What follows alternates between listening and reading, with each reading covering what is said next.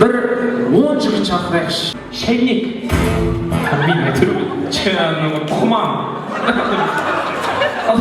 Уборныйда дәрет алып құмандар болады ғой. Жасыл. Мына жерде тесігі бар, су ағып кетеді. Анау құман ба, кальян ба? Мына түсіндіріп беріңіздерші жігіттер, қай жерін не түсіне қылмайды. Мынау енді жоғары жақ бас жағы. Оған төмен қарай кетерсе мойын. Одан кейін бел. Белден сразу аяқ қойыңыздар. Сен мынау сөйлеп жатқан жерің қай жер?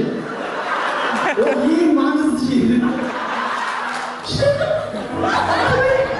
Қандай істедің?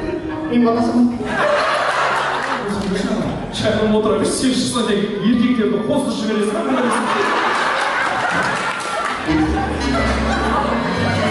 Нема?